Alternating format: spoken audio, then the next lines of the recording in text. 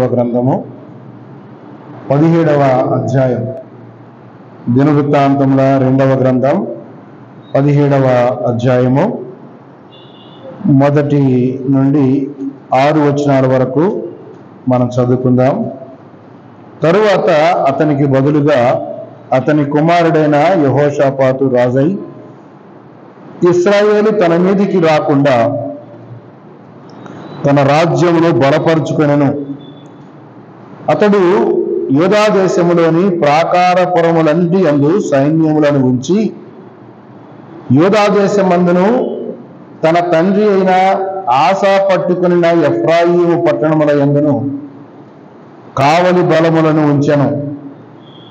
యెహోవా అతనికి సహాయుడై ఉండగా యెహోషాపాతు తన తండ్రి అయిన దావీదు ప్రారంభ దినములలో నడిచిన మార్గమందు నడుచుచు బయలుదేవతను ఆశ్రయింపక తన తండ్రి దేవుని ఆశ్రయించుచు ఇశ్రాయేలు వారి చర్యలను వెంబడింపక ఆయన ఆజ్ఞలను అనుసరించి నడిచెను. కాబట్టి యెహోవా అతని చేత రాజ్యమును స్థిరపరచెను. యూదా వారందరూ యెహోషాపాతునకు పన్ను ఇచ్చుచుండిరి. అతనికి ఐశ్వర్యమును ఘనతయు నిండుగా కలిగెను. యెహోవా మార్గముల యందు నడుచుకొనుటకు అతడు తన మనస్సును దృఢపరుచుకొనిన వాడై ఉన్నత స్థలములను దేవతా స్తంభములను యూదాలో నుండి తీసివేసెను. వీళ్ళరా మనం చదువుకున్న ఈ మాటలు అంతకు మునుపు కూడా మనం చదువుకొని ధ్యానం చేశాం. దీనిలో రాజైన యెహోషాపాతు రాజ్యానికి వచ్చిన తర్వాత ఆయన మొట్టమొదటిసారిగా ఇశ్రాయేలీయులు లేక ఇశ్రాయేలు వారు, ఎందుకంటే ఆనాడు ఉన్నటువంటి దేవుని బిడ్డలందరూ కూడా గోత్రాలు 12 కూడా 2 భాగాలుగా విడిపోయినాయి. విడిపోయిన తర్వాత ఉత్తర రాజ్యానికి ఒకరు రాజుగా ఉంటా వచ్చారు, దక్షిణ రాజ్యానికి మరొకరు రాజుగా ఉంటా వచ్చారు. దక్షిణ రాజ్యానికి రాజు అయినటువంటి యెహోషాపాతు ఆయన రాజ్యానికి వచ్చిన వాడుగా కనబడుతున్నాడు. ఆయన వచ్చిన తర్వాత మొట్టమొదటిగా చేసిన పని ఏంటంటే ఇశ్రాయేలు వారు తన మీదికి రాకుండా తన రాజ్యమును బలపరుచుకొనెను అని మనం చూస్తున్నాం. ప్రియులారా, ఇశ్రాయేలు వారు తన మీదికి రాకూడదు. తన మీదికి ఇశ్రాయేలు వారు ఎందుకు రాకూడదు కదా? మనము 4వ వచనంలో చూడండి. 4వ వచనం, బయలుదేవతను ఆశ్రయింపక తన తండ్రి దేవుని ఆశ్రయించుచు ఇశ్రాయేలు వారి చర్యలను వెంబడింపక ఆయన ఆజ్ఞలను అనుసరించి నడిచెను అని మనం చదువుకుంటున్నాం. ఇశ్రాయేలు వారు బయట నుంచి రాకూడదు, ఇశ్రాయేలు వారి చర్యలు లోపల కూడా ఉండకూడదు అని రాజైన యెహోషాపాతు తన రాజ్యంలో ఒక నిర్ణయం చేసుకున్నవాడుగా కనబడుతున్నాడు. ఎందుచేతనంటే ఇశ్రాయేలు రాజ్యము ఏర్పాటు అయినప్పటి నుండి ఆ రాజ్యంలో విగ్రహారాధన అమితముగా ప్రబలింది. ఇశ్రాయేలును ఏలినటువంటి రాజులందరూ కూడా బహు దుర్మార్గముగా ప్రవర్తించిన వారుగా ఉన్నారు అని మనం గమనిస్తాం.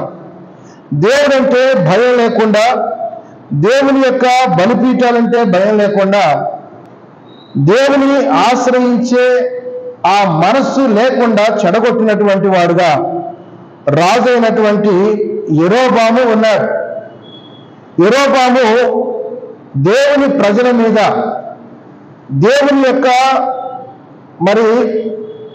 అలవాట్ల మీద, లేక దేవుని యొక్క ధర్మశాస్త్రం మీద, దేవుడు ఏది అనుసరించాలి అని చెప్పాడో దానిని అనుసరించకుండా చేయడానికి, ఎందుకంటే యూదా రాజ్యంలో ఇశ్రాయేలు రాజ్యంలో రెండు చోట్ల కనుక ఒకే పద్ధతి అవలంబిస్తే తన రాజ్యంలోని వారు క్రమేపీ యూదా రాజ్యానికి సపోర్ట్ చేస్తారేమో అనేటువంటి భయం తనకున్న కారణాన్ని బట్టి తన రాజ్యములో విగ్రహారాధనను ప్రోత్సహించినటువంటి వాడుగా యెరోబాము కనబడుతున్నాడు ప్రియులారా.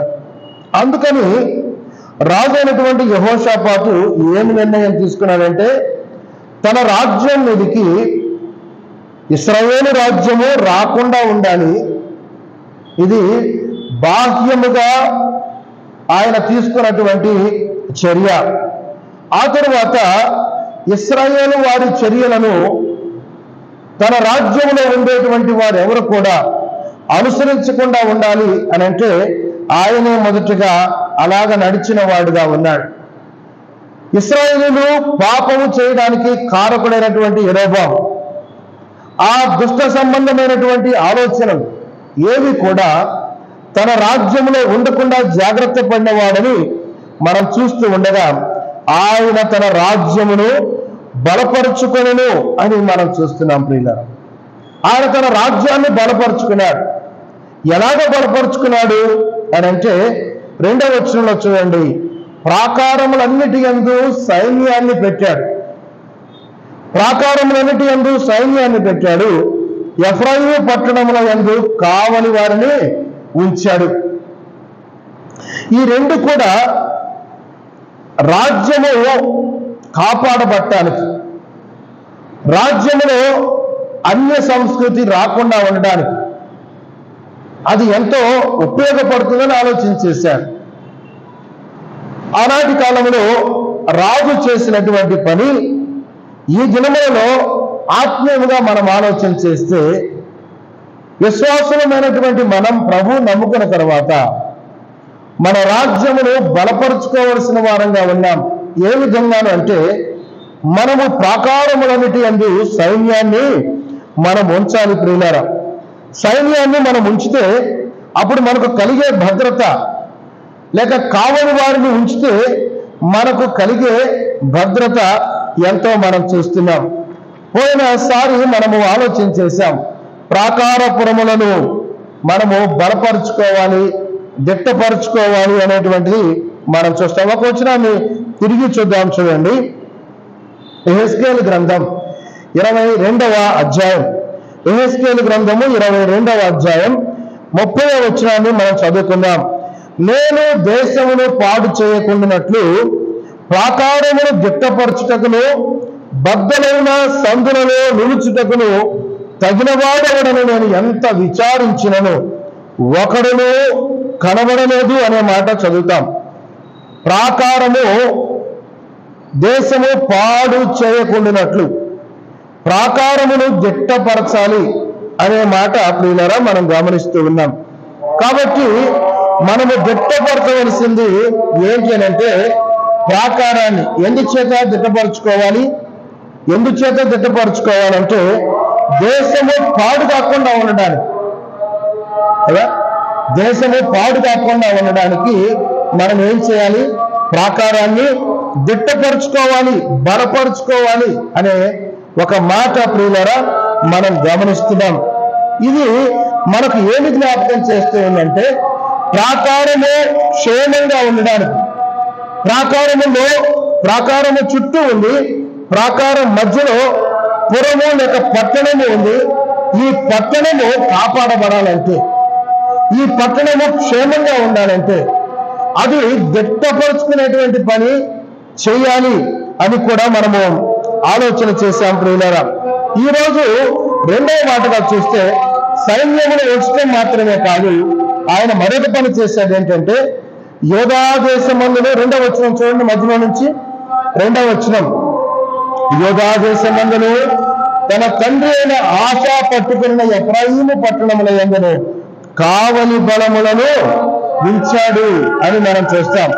దేనిని ఉంచాడు? ఆయన కావలి బలములను ఉంచాడు. కావలి బలము అంటే బైబిల్ గ్రంథంలో వాక్యంలో మనము దాని యొక్క ఆత్మీయ అర్థాన్ని గమనిస్తే కావలి బలము అంటే ప్రార్థన చేయుట. కావలి బలము అంటే ప్రార్థన చేయడం.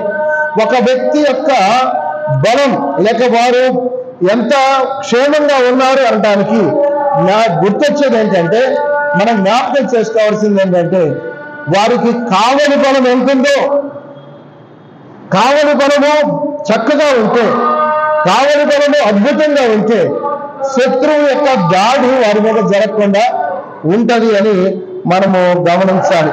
కనుక ప్రియులారా, ఇక్కడ కావలి వారు ఎవరు? దేవుని వాక్యాన్ని మనం చూస్తాం. కావలి బలములు అంటే ఎవరు? కావలి వారు ఎవరు? కావలి బలములు ఎవరు? ఒక్కసారి చూద్దాం. చూడండి, ఇర్మియా గ్రంథం 6వ అధ్యాయం 17వ వచనం. ఇర్మియా గ్రంథం 6వ అధ్యాయం 17వ వచనాన్ని చూస్తే, మిమ్మల్ని కాపు చేయుటకు నేను కావలి వారిని ఉంచి ఉన్నాను. మిమ్మల్ని కాపు చేయుటకు నేను కావలి వారిని ఉంచి ఉన్నాను. ఆలకించుడి, వారు చేయు బూరధ్వని వినబడుచున్నది అన్నాడు. ప్రియులారా, వారు చేసే బూరధ్వని వినబడుతుంది అంటున్నాడు. వారు ఏం చేస్తారంట? కావలి వారిని ఉంచితే వారు ఏం చేస్తుంటారు? బూరధ్వని చేస్తూనే ఉంటారు. ప్రియమైనటువంటి సహోదరులారా, సహోదరులారా, ఒక వ్యక్తి యొక్క జీవితంలో బూరధ్వని ఏ విధంగా ఎంతకాలం కనబడుతుందో, ఎంతకాలం వినబడుతుందో, వారి యొక్క క్షేమం, వారి యొక్క భద్రత అదే అని మనం గమనించాలి.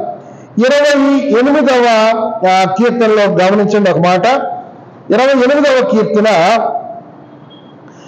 ఇక్కడ బూరధ్వని అన్నాడు. 28వ కీర్తనలో 2వ వచనాన్ని చూస్తే, నేను నీకు మొర్ర పెట్టినప్పుడు నీ పరిశుద్ధాలయమైన వైపునకు నా చేతులను నేను ఎత్తినప్పుడు నా విజ్ఞాపన ధ్వని ఆలకించుము అన్నాడు. ఏ ధ్వని అంటే ఇది? విజ్ఞాపన ధ్వని. కావలి వారు చేసే బూరధ్వని అనే దానికి మరొక అర్థము ఏంటంటే విజ్ఞాపన ధ్వని. విజ్ఞాపన ధ్వని చేయవలసిన దేవుని బిడ్డలముగా మనమన్నాం. ఈ విజ్ఞాపన ధ్వని ఎంత ఉంటుందో దానిని బట్టి ఆ పట్టణము యొక్క క్షేమం లేక ఆత్మీయముగా ఆ విశ్వాసి, ఆ యొక్క సంఘం, ఆ యొక్క కుటుంబం, వారి యొక్క భద్రత ఆధారపడి ఉంటుంది అని మనం చూస్తున్నాం. ఎందుకు వారు బూరధ్వని చేస్తారు? వారికి ఏం కనపడుతుంది?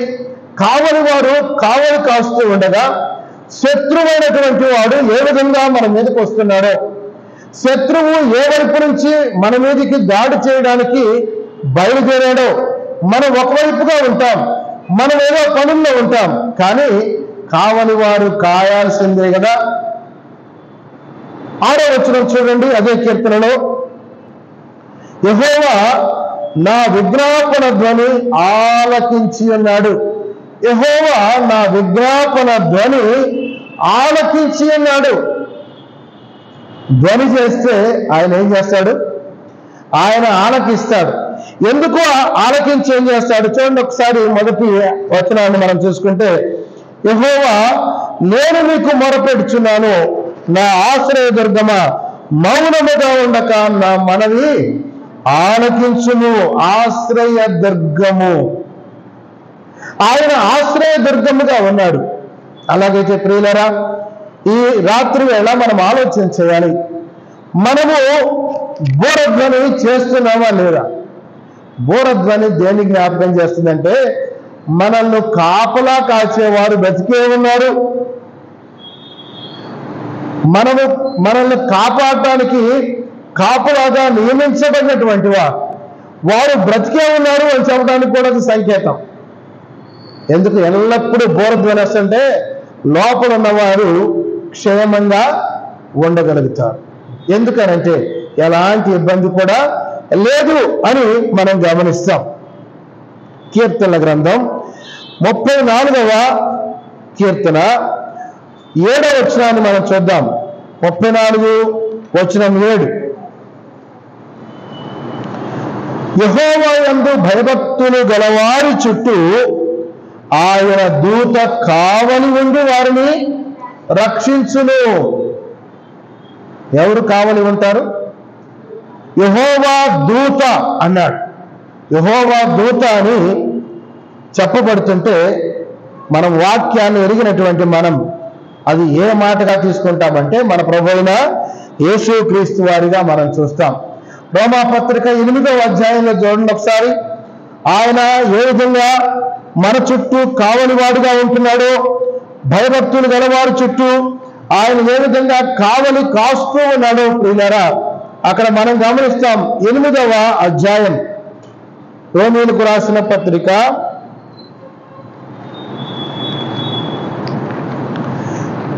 8వ అధ్యాయం 26వ వచనాన్ని చూసుకుందాం.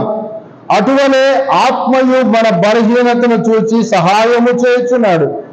ఏలైనగా మనము యుక్తముగా ఎలాగ ప్రార్థన చేయవలనో మనకు తెలియదు గాని ఉచ్చరింప శక్యము గాని మూలుగులతో ఆ ఆత్మ తానే మన పక్షముగా విజ్ఞాపనము చేయుచున్నాడు.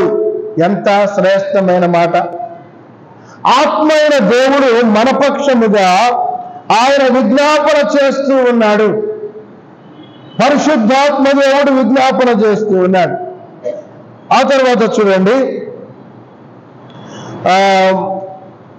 33వ వచనం, 33-34 వచనం చదువుకుందాం. దేవుని చేత ఏర్పరచబడిన వారి మీద నేరము మోపువాడెవడు? నీతిమంతునిగా తీర్చువాడు దేవుడే. శిక్ష విధించువాడెవడు? చనిపోయిన క్రీస్తు యేసే. అంతేకాదు మృతులలో నుండి లేచిన వాడును, దేవుని కుడిపార్శ్వమున ఉన్నవాడును, మన కొరకు విజ్ఞాపనము చేయువాడు కూడా ఆయనే. యేసు ప్రభు గురించి మనం చదువుకుంటున్నాం. ఇక్కడ దేవుడు తన సొంత కుమారుని అనుగ్రహించిన అందరి కొరకు ఆయన అప్పగించిన వాడు. ఆయనతో పాటు సమస్తమును మనకు ఎందుకు అనుగ్రహింపడు అని చెప్తూ ఇక్కడ ప్రభువారు చేసేటువంటి విజ్ఞాపనను గురించి మనం చదువుకుంటున్నాం. 7వ అధ్యాయం హెబ్రీ పత్రిక 25వ వచనాన్ని చదువుకుందాం. హెబ్రీలకు రాసిన పత్రిక 7వ అధ్యాయం 25వ వచనాన్ని చదువుకుందాం. ఈయన తన ద్వారా దేవుని యొద్దకు వచ్చు వారి పక్షమున విజ్ఞాపనము చేయుటకు నిరంతరము జీవించుచున్నాడు గనుక వారిని సంపూర్ణముగా రక్షించుటకు శక్తివంతుడై ఉన్నాడు. కనుక దీని భావం మనకు తెలుస్తూ ఉంది. ఏమనంటే వారు చేసేటువంటి ధ్వని ఆలకించుడి, వారు చేయు బోరధ్వని వినపడుతుంది. మొట్టమొదటిగా మనం చూస్తున్నాం ఎవరు ఈ పట్టణమును కాపాడుతున్నారు. ఎవరు పట్టణాన్ని కాపాడుతున్నారు అంటే మన ప్రభు అయిన యేసుక్రీస్తు వారు, పరిశుద్ధాత్మ దేవుడు మన కొరకై ప్రార్థన విజ్ఞాపనలు చేసేటువంటి వారుగా ఉన్నారని మనము ఈ వాక్యంలో చూస్తున్నాం. యెహెజ్కేలు గ్రంథము 33వ అధ్యాయం. యెహెజ్కేలు గ్రంథము 33వ అధ్యాయం 7వ వచనం చూడండి. 33వ అధ్యాయం 7వ వచనం. నరపుత్రుడా, నేను నిన్ను కావలివానిగా ఎలాగ నియమించాడంట? కావలి. దేవుడు కావలివాడుగా, దేవుడి యొక్క ప్రార్థన మనకు కావలిగా ఉంటుండగా ఇక్కడ మనం చూస్తున్నాం 33వ అధ్యాయం 7వ వచనంలో నరపుత్రుడా, నేను నిన్ను కావలివానిగా నియమించాను అన్నాడు. ఈయనెవరు అంటే నరపుత్రుడు అని చెప్పబడుతోంది. నరపుత్రుడు అని అంటే సంఘమును కాయవలసినటువంటి వాడు, సంఘ కాపరి, సంఘ పెద్ద నాయకుడిగా ఉన్నటువంటి వాడు. కనుక ప్రియులారా, ఆయన మనలను కావలి వారిగా నియమించాడు. ఈ సందర్భంలో మనం ఒకటి జ్ఞాపకం చేసుకోవాలి. అనుగమైనటువంటి ఇద్దరు హేబెలు లేక కయ్యూను, హేబెలు మనకు కనబడుతున్నారు. హేబెలు అర్పించిన అర్పణ దేవుడు అంగీకరించాడు. కయ్యూను అర్పించిన అర్పణ ఆయన అంగీకరించలేదు. కాబట్టి కయ్యూనుకు కోపం వచ్చింది. తన సొంత తమ్ముడి మీద పడి అతడు చంపివేసిన వాడుగా ఉన్నాడు. చంపితే దేవుడు అంటున్నాడు, నీ తమ్ముడైన హేబెలు ఎక్కడా? ఒకసారి చదువుతాం ఆ భాగం. ఏమంటున్నాడు? నీ తమ్ముడైన హేబెలు ఎక్కడా అంటే ఏం చెప్తున్నాడు సమాధానం? 10వ వచనం కదా, 9వ వచనం. యెహోవా నీ తమ్ముడైన హేబెలు ఎక్కడ ఉన్నాడు అని కయ్యూనును అడుగగా అతడు, నేను ఎరుగను, నా తమ్మునికి నేను కావలివాడనా, నా తమ్ముడికి నేనేమైనా కావలివాడనా అంటున్నాడు. పెద్దవారు చిన్నవారికి ఏమయ్యన్నారు? కావలివారైనారు. సంఘ పెద్ద లేక సంఘ పెద్దలు, దేవుని సేవకుడు, దేవుని మందకు కావలివారుగా ఉన్నారని మనం అర్థం చేసుకోవాలి. కుటుంబంలో వారి నడతలను ఆమె బాగుగా కనిపెట్టును అన్నారు. ఎవరామె? సామెతల గ్రంథం 31లో చదువుకుంటాం. ఆమె గుణవతి అయినటువంటి భార్య లేక ఆ స్త్రీ తన కుటుంబంలోని వారి నడతలన్నిటినీ జాగ్రత్తగా కనిపెడుతుంది. కుటుంబంలో పెద్దలైనటువంటి వారు, తల్లి తండ్రి కుటుంబానికి కావలివారు. ఏమెరగనట్టు ఉండకూడదు. వారు ఏం చేస్తున్నారు, వారు ఎవరితో మాట్లాడుతున్నారు, ఎక్కడికి పోతున్నారు, ఎక్కడికి వస్తున్నారు, వారి అలవాట్లలో ఏమైనా మార్పులు వస్తున్నాయా అని బాధ్యతగా ఉండాలి. మనము కావలివారము. కావలివారు అనగానే వారు ఒకరి చేత నియమించబడిన వారని, కావలి సరిగా కాయకపోతే వారిని లెక్క అడుగుతారు అనేటువంటి విషయాన్ని మనము జ్ఞాపకంలో పెట్టుకోవాలి. ఈయన అంటున్నాడు, నేను నా తమ్మునికి ఏమైనా కావలివాడునా అంటున్నాడు. ఎంత నిర్లక్ష్యమైనటువంటి సమాధానం, ఎంత నిర్లక్ష్యం! తమ్ముడు చంపింది పోయి నేనేమైనా కావలివాడునా అంటూ ఉన్నాడు ప్రియులారా. కాబట్టి దేవుడు మనను కావలివాడిగా ఉంచాడు. నరపుత్రుడా, నేను నిన్ను కావలివాడిగా నియమించి ఉన్నాను అన్నాడు. 3వ అధ్యాయం యెహెజ్కేలు గ్రంథంలోనే 3వ అధ్యాయము 17వ వచనంలో కూడా ఇదే మాట చూస్తాం. నరపుత్రుడా, ఇశ్రాయేలుకు కావలిగా నేను నియమించాను. కావలిగా నేను నిన్ను నియమించాను అంటున్నాడు. ఈ మాటలు మనం చూస్తుండగా మరొక వచనాన్ని గుర్తు చేసుకుందాం. చూడండి,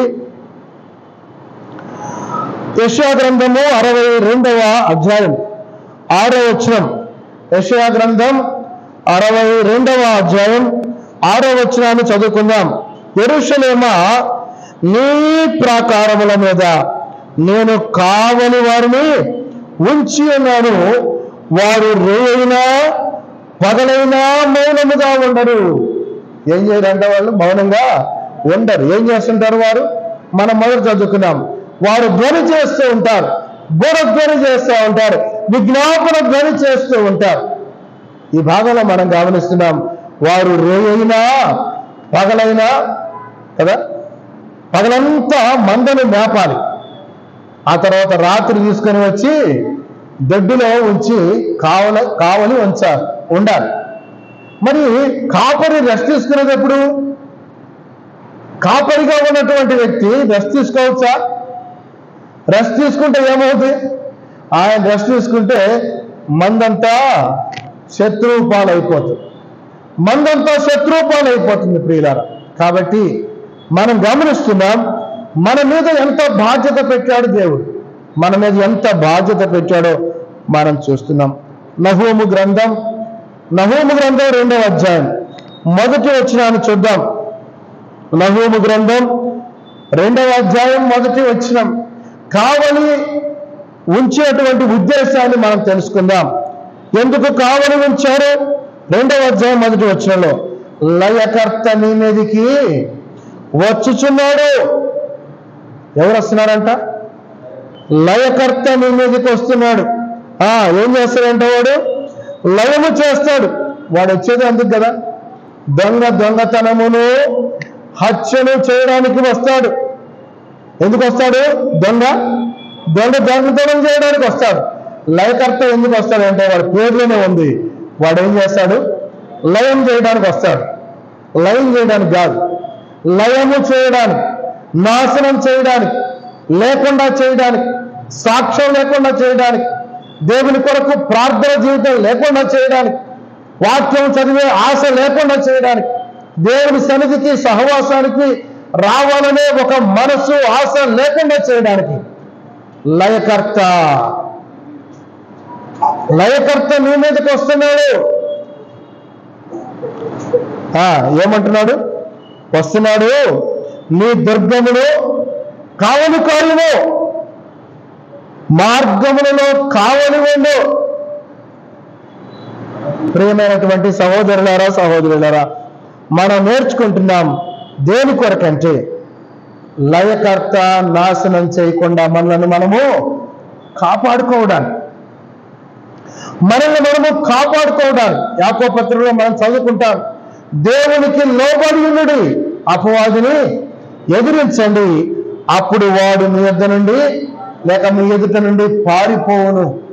దేవునికి లోబడే తత్వం అది లేకుండా చేయడానికి లయకర్త మన మీదకి వస్తాడు అని మనం చూస్తున్నాం. యాకోబు పత్రిక 4వ అధ్యాయం 7వ వచనంలో ఆ మాట చూస్తాం. దేవునికి లోబడి ఉండండి, అపవాదిని ఎదిరించండి, అప్పుడు వాడు మీ యొద్ద నుండి పారిపోతాడు. ఎప్పుడు ఎదిరిస్తాం చెప్పండి? ఎప్పుడు ఎదిరిస్తాం? మనంతరం మనం నిద్రపోతా ఉంటే, మనంతరం మనం విశ్రాంతి తీసుకుంటా ఉంటే, మనంతరం మనం అప్రమత్తంగా లేకపోతే ఎదిరించడానికి అవకాశము రాదు. అందుకనే ప్రార్థిస్తూ మెలకువగా ఉండండి అని మనకు వచనాలు ఉన్నాయి. ప్రార్థన చేస్తూ మెలకువగా ఉండాలి, మెలకువగా ఉండి ప్రార్థన చేయాలి. పేతురు రాసిన మొదటి పత్రిక 5వ అధ్యాయంలో మనం చదువుకుంటాం. ఏమని? నీ విరోధి అయిన అపవాది ఎవడాడు?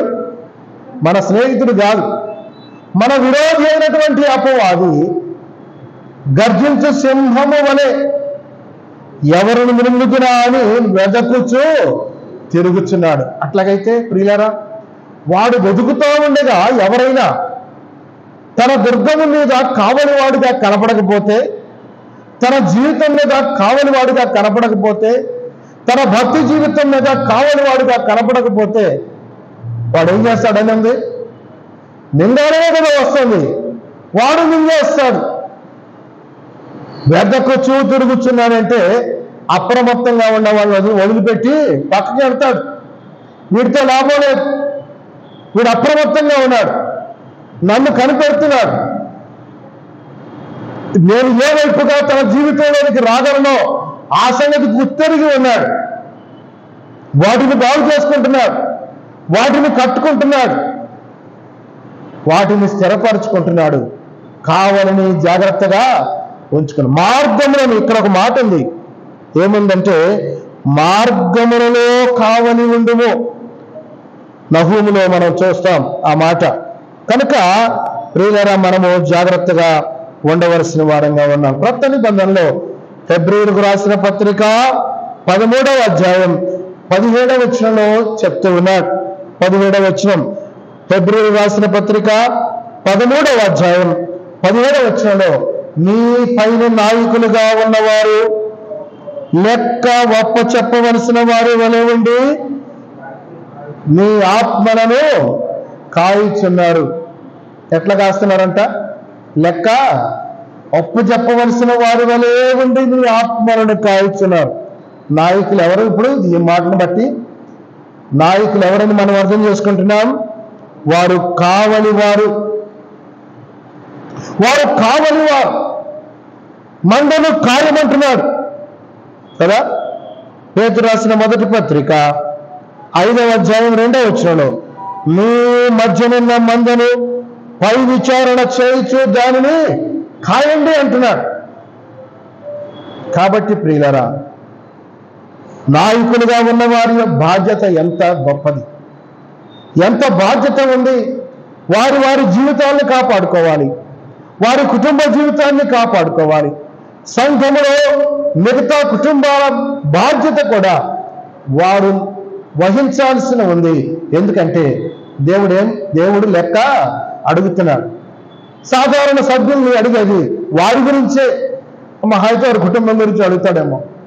కానీ సంఘ నాయకునికి ఎంత బాధ్యత ఉంది. ఆ వచనం మనం చదువుకుందాం. చూడండి, హెబ్రీ పత్రిక 3:17 వచనం. మీ పైన నాయకులుగా ఉన్నవారు లెక్క ఒప్పచెప్పవలసిన వారు వలె మీ ఆత్మలను కాల్చున్నారు. వారు దుఃఖముతో ఆ పని చేయకుండానట్లుగా. దుఃఖముతో చేస్తే మీకు నిష్ప్రయోజనము గనక దుఃఖముతో కాక ఆనందముతో చేయనట్లు వారి మాట వినాలి. సంఘములో ఉన్న నాయకుని మాట ఎందుకు వినాలంటే వారు మన గురించిన లెక్క దేవునికి చెప్పాలి. అమ్మా రండి, ప్రార్థనకు రండి, సమయానికి రండి, ఎందుకు ఆలస్యంగా వస్తున్నారు అంటే కోప్పడకూడదు, విసుక్కోకూడదు. నాకే ఎందుకు చెప్తున్నాడు, రాక నేను ఒకరోజు వచ్చాను ఆలస్యంగా, నాకే చెప్తున్నాడు అనుకోకూడదు మనం. ఎందుకంటే వారికి ఆ బాధ్యత ఉంది. వారు కావలివా. మందలో నుండి ఒక గొర్రె ఎటైనా వెళ్ళిపోతే ఆ 99ని కూడా వదిలిపెట్టి వెతకటానికి వెళ్ళినటువంటి బాధ్యతాయుతమైన పోస్ట్ ఏంటంటే కావలి వాని యొక్క పోస్ట్. జాగ్రత్తగా మనం గమనించాలి. అందుకే వారు దుఃఖంతో ఆ పని చేసేటట్లుగా మనం చేయకూడదు.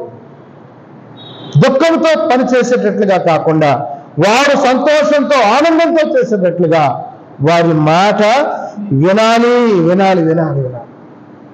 కనుక ప్రియులారా, ఈ వాక్యంలో మనం చూస్తున్నాం, కావలి వాడుగా మన దేవాతి దేవుడు ఉంటూ ఉన్నాడు. కావలి వారినిగా సంఘ నాయకులను, కాపర్లను, అధ్యక్షులను ఆయన పెట్టినవాడుగా ఉన్నాడు. సంఘం యొక్క బాధ్యత కాపులా కావాల్సినటువంటి బాధ్యత మన మీద ఆయన ఉంచాడని మనం గమనిస్తూ ఉన్నాం. మన ప్రభువైన యేసుక్రీస్తు వారి గురించి అయితే మనం చూస్తాం. పేతురు రాసిన మొదటి పత్రిక 2వ అధ్యాయం 25వ వచనంలో ఆయన ఆత్మల కాపరి అధ్యక్షుడు అయిన వాని వైపుకు మీరు ఇప్పుడు మళ్ళీ ఉన్నారు అంటున్నాడు. యేసు ప్రభుని గురించి ఏం చెప్తున్నారు? ఆయన ఆత్మల కాపరి. ముందు వచనాల్లో గమనిస్తే ఆయన ప్రాణం పెట్టినవాడు, ఆయన పాపము చేయలేదు, ఆయన నోటే కపటం లేదు, ఆయన దూషింపబడుతూ బదులు దూషింపలేదు, శ్రమ పెట్టబడి బెదిరింపలేదు. ఇవన్నీ ఎందుకు చేశాడంటే ఆయన ఆత్మల కాపరిగా, ఆయన ఆత్మల కాపరిగా ఆ ఆత్మలను ఆయన వైపుగా మళ్లించుకోవడానికి ఆయన ఆత్మల కాపరిగా ఉంటున్నాడు. పేతురు రాసిన మొదటి పత్రిక 5వ అధ్యాయం 4వ వచనంలో ఆయన ప్రధాన కాపరిగా ప్రత్యక్షం కాబోతూ ఉన్నాడు. ఈ కాపరులు ఎవరైతే బాగా కాపలా కాస్తారో ఆ ప్రధాన కాపరి ప్రత్యక్షమైనప్పుడు చూడండి, ఒకసారి చదవండి. మీరు వాళ్ళ బారిని మహిమ కిరీటము పొందుతారు అన్నాడు. మీరందరూ నన్ను రిప్రజెంట్ చేశారు. నేను ఏ విధంగా అయితే కావలి వాడినిగా కాపులాగా ఉన్నానో, నేను ఏ విధంగా అయితే జాగ్రత్త వహించానో మంద విషయమై, మంద కొరకై ఏ విధంగా అయితే ప్రాణం పెట్టానో ఆ విధంగా మీరు కూడా చేశారు. కాబట్టి ఇప్పుడు ఏం కిరీటం అంటది? మహిమ కిరీటం. మహిమ కిరీటం. ప్రియులారా, ఎంత శ్రేష్టమైన బాధ్యత ఆయన దేవుడిస్తూ ఉన్నాడో చూడండి. హెబ్రీ పత్రిక 13వ అధ్యాయం 20వ వచనంలో గొర్రెల గొప్ప కాపరి అనేటువంటి మాట మనం చదువుకుంటాం. ఆయన ఎలాంటి వాడు? గొప్ప కాపరి, గొర్రెల గొప్ప కాపరి అని చదువుకుంటాం. యోహాను సువార్త 10వ అధ్యాయంలో మనం గమనిస్తాం, మన ప్రభువు మంచి కాపరిగా వర్ణించబడ్డాడు. మంచి కాపరిగా వర్ణించబడ్డాడు. మంచి కాపరి తన గొర్రెల కొరకు ప్రాణము పెట్టును అన్నాడు. ప్రాణం పెట్టేటువంటి అంత త్యాగం చేయవలసిన వారు కాపరులు అని మనం చదువుకుంటూ ఉండగా రాజైన యెహోషాపాతు రాజ్యము మీద కాపర్లను పెట్టాడు, కావలి వారిని ఉంచాడు, కావలి బలములను ఉంచాడు, కావలి బలములను ఉంచాడు. వారు ఏం చేస్తారంటే వారు రేయైనా పగలైనా మౌనముగా ఉండరు, కాపాడుతారు. లోపలున్న పట్టణం యొక్క భద్రత చుట్టూ ఉన్నటువంటి కాపలా వారి మీద ఆధారపడి ఉంటుంది. ప్రియుల సంఘము సరిగా వాక్యమందు భద్రపరచటం, వాక్యములో జాగ్రత్తగా కాపాడటం, ఇవన్నీ కూడా మనం దేన్ని జ్ఞాపకం చేస్తున్నాయంటే ఉన్నట్టుగా వాక్యాన్ని అనుసరించి నడిచేటువంటి వారిగా విశ్వాసులను తీర్చిదిద్దడం, కావలి కాయడం, వారి కొరకు ప్రార్థన చేయడం, కావలి కాయడం. వారు ఏదైనా ఒక చిన్న అపరాధంలో ఏదైనా ఇరుక్కున్నట్టు కనపడితే వారిని హెచ్చరించి తీసుకొని వచ్చి మళ్ళీ సరైనటువంటి మార్గంలో పెట్టడం కాపలాలో భాగముగా ప్రియులారా మనం గమనించాలి. ఎంత బాధ్యత! యెహోషాపాతు రాజుకు అర్థమైంది ఏమనంటే ఈ రాజ్యము సురక్షితంగా ఉండాలంటే కావలి బలములు ఉండాలి.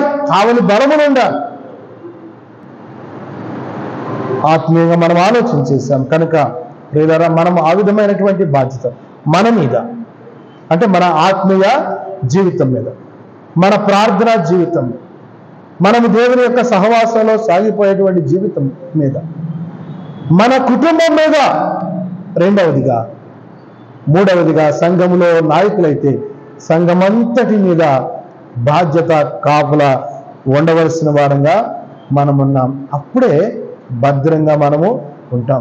ప్రభు వచ్చేంత వరకు ప్రభు ఎవరికి కూడా మరి అన్యాయం చేసేవాడు కాదు.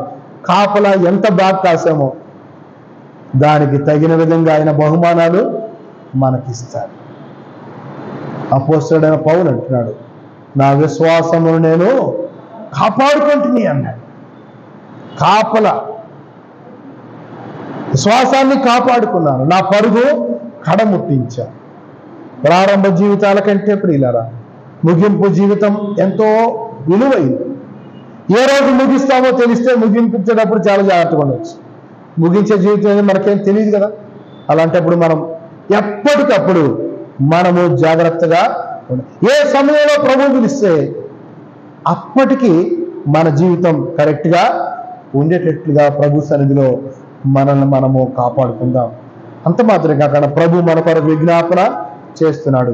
దేవాతి దేవుడు మనందరినీ భద్రంగా ఆయన కాపాడేవాడై ఉన్నాడు. ప్రభు ఈ తలంపులను మన కొరకు దీవించి మన హృదయాలలో అటు స్థిరమైనటువంటి నిర్ణయం తీసుకోవడానికి ఎలాంటి పరిస్థితుల్లో కూడా మనము కాపలాను వదిలిపెట్టి పోకూడదు. పోయావా అయిపోయినట్టే, విశ్వాసం భ్రష్టమై. కాపలా లేకపోతే ఎవరైనా లోపలికి వస్తారు, కాపలా లేకపోతే ఏ అలవాట్లైనా లోపలికి వస్తారు. కాపాడుకుందాం. ప్రభు మనలను నిలబెడతాడు. ఆయన బలవంతుడు, ఆయన శక్తివంతుడు. అందుకే ప్రార్థనలో మనల్ని మనము కాచుకుందాం. దేవుడు తన మాటలు మనందరి కొరకై ఈ సాయంత్రం వేళలో దీవించును గాక. మనం ప్రార్థన చేసుకుందాం.